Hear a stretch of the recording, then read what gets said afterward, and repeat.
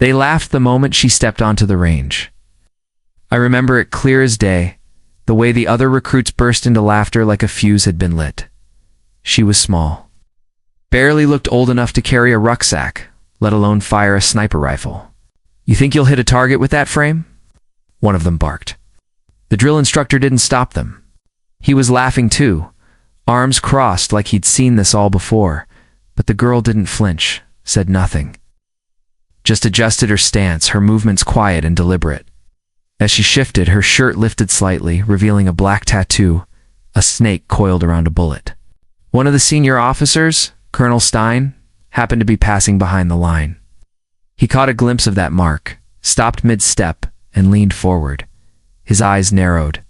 Then he stepped back and whispered, almost to himself, "That's a black viper mark." Just like that, the air shifted. Chuckles died in their throats. The wind even seemed to still. Nobody knew why. But something had just changed, and everyone could feel it. She never said much, just went about her day like clockwork. Her name was Alina Beck, and she was 28, European, skin fair, eyes calm. Always the first one at the range. Cleaned every rifle, even ones she didn't use. Never asked. Just did it. The others started calling her Miss Shot, not because she was good, but because she hadn't fired a single bullet. Some called her the extra, like she didn't belong. On the first training day, she asked to be an observer. Said she wanted to understand wind flow, timing, and angles before she pulled a trigger. Most recruits just wanted to impress. She wanted to know. One of the instructors, a blunt sergeant, leaned in and asked, afraid to pull the trigger. She bowed her head. "No, sir," she said softly. "I've shot before. I don't want to do it again. Unless I'm ready." They all laughed. "Shot what?"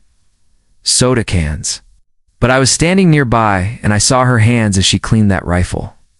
The way she aligned the sight, polished the bolt, checked the chamber with surgical precision. Those weren't the hands of a beginner. Something about her stillness was unsettling. Each day, her presence made the others uncomfortable in a way they couldn't name. The louder they joked, the more she ignored them. And still, every morning, she was the first one there, cleaning the same rifles they'd mishandled the day before. Her eyes, quiet but calculating, would follow the targets, even when she was just observing. She tracked wind speed by watching blades of grass bend. Watched heat distort the air above the barrels. You could almost see her memorizing every inch of that range. And yet, no one respected her. "Maybe she's waiting for the targets to apologize," someone quipped. They laughed. But beneath the jokes, you could sense it. The fear, the unease. The way she carried herself wasn't weak. It was precise. Controlled. "Why aren't you shooting?" Sergeant Mills finally barked one afternoon. She turned slowly, her voice low.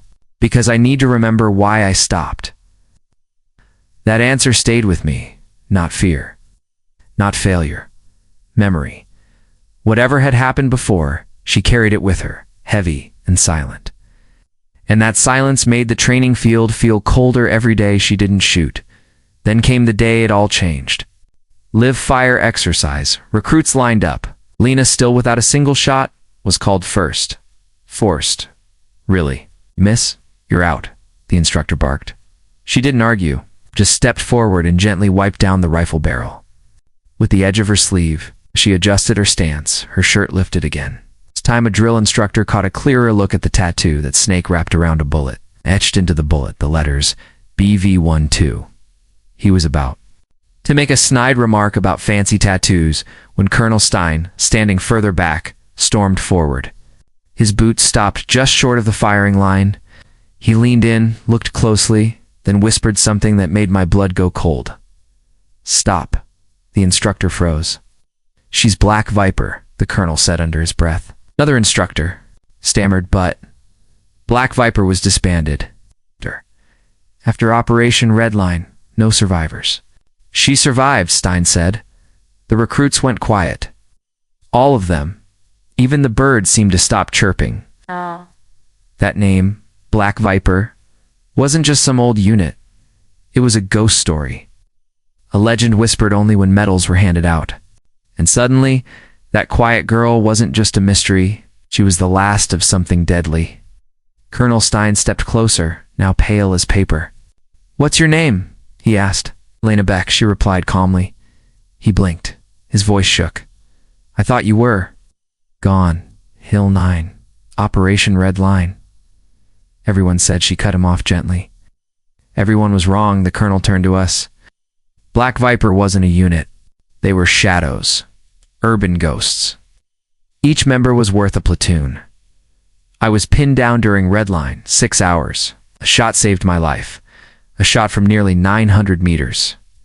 I never saw who it was. Just a flash of that tattoo through a scope. Lena nodded. "I didn't save you. I just did what was necessary to bring everyone else home." He stared at her. "BV-12, he whispered again. "That's your unit number?" She shook her head. "That's how many I couldn't save." And with that, silence fell again. The kind that presses against your ribs, that crushes your throat. The recruits who had mocked her couldn't even look her in the eye. They didn't fully understand, but they knew they were in the presence of something real. Sergeant Mills, trying to reassert control, cleared his throat. "Beck, you still need to take your shot." Alina nodded once, stepped to the line. This time, her movements were different. Gone was the caution. Gone was the uncertainty. What replaced it was something terrifying in its ease, a grace that only comes from doing something so many times, it's no longer conscious. The way she held the rifle, like it was an extension of her. The way her breath synced with the breeze. One recruit who'd mocked her before asked hesitantly, "Ma'am, what was Black Viper like?" Alina paused, rifle halfway raised, then said only 2 words. Very quiet. The shot rang out. The target, 800 meters downrange, split perfectly in half. Not shattered, split. Everyone stood frozen. Alina lowered the rifle slowly. No applause, no cheering, just silence. Respectful, awestruck silence. No one doubted her anymore. Not after that. The colonel ordered the exercise to halt. "Who forced her to shoot first?" No one answered. He didn't raise his voice. Didn't need to. "She doesn't need training," he said. "She needs remembering." He turned to Alina. "You saved me. I owe you everything." She shook her head. "You owe me nothing. Just remember the ones who didn't come home." Then something cracked in her. She stepped forward and began to speak. Not loud, but clear. Hill 9 was never supposed to be a bloodbath. Intel said one hostile. "Sniper? We found 17. You were pinned in a building, 4th floor, northeast corner. You had a head wound. Your radio was dead. You checked your ammo 17 times. Stein's mouth fell open. "How do you know that?" "Because I watched you through a scope, from 873 meters away. For 6 hours, she looked at the recruits. I took out 11 before you knew I was there. The 12th had you in his sights. That's when I pulled the trigger." The field was dead silent. No one moved. No one breathed. Later that night, she did something unexpected. She asked to speak to the recruits. All of them. They gathered in the barracks, unsure what to expect. Gone were the smirks. Gone were the jokes.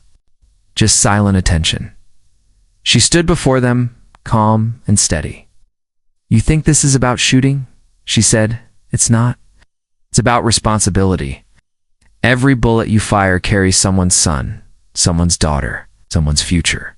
She looked at Patterson, one of the recruits who'd laughed hardest. "When I was your age, I thought being a sniper meant being the hero of the story. It doesn't. It means waiting in the dark, for hours, for one shot. It means carrying the faces of people you couldn't save." Patterson raised a hand. "Ma'am, how do we become like you?" She gave a small sad smile. "You don't. You become better. The version of me that comes home, with all 12. And with that, she turned to leave, but paused. "And remember that quiet recruit you're mocking today. This might be the one who saves your life tomorrow. Treat them accordingly." By sunrise, Alina Beck was gone, left no note of goodbye. Just a spotless M24 sniper rifle on the table, clean to a mirror shine. Folded beside it was a black cloth and a note. No further training needed. Just remember why we pick up rifles in the first place. But she'd left something else. 2. A thick folder. Inside, handwritten notes, one for every recruit. Each page was tailored.